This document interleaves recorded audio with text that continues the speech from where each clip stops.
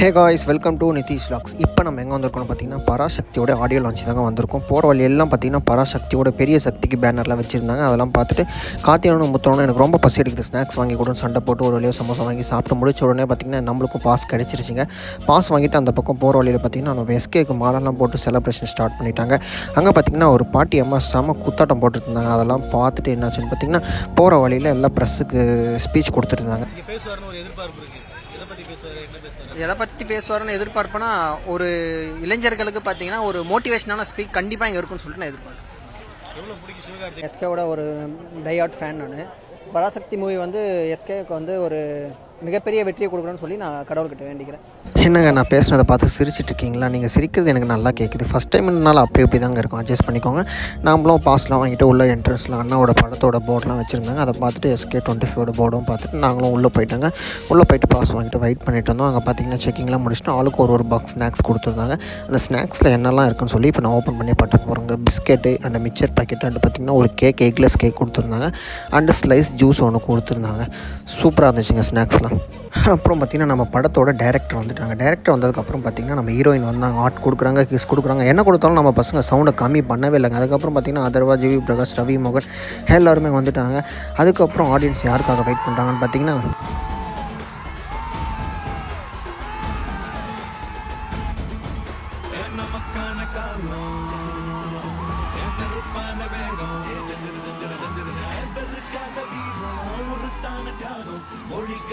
நீங்களே பார்த்துருப்பீங்க SK எவ்வளோ மாசாக இருந்துச்சுன்னு சொல்லிட்டு. அதுக்கப்புறம் பார்த்தீங்கன்னா இசைவேலி டிவிலலாம் சிறப்பாக முடிஞ்சதுங்க. அதுக்கப்புறம் பார்த்தீங்கன்னா SK அண்ட் சிங்கர்ஸ்லாம் சேர்ந்து ஒரு டான்ஸ் போட்டாங்க. குகனும் எல்லா ஆடியன்ஸ்க்கும் பார்த்தீங்கன்னா ஒரு ஆய் சொல்லிட்டு இருந்தார்.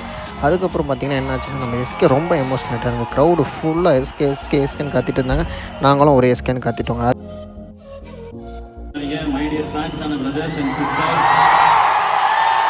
சொல்லணும்னு தோணுதுமா, இங்கே உன் பையனுக்கு இவ்வளோ பேர் இருக்காங்க.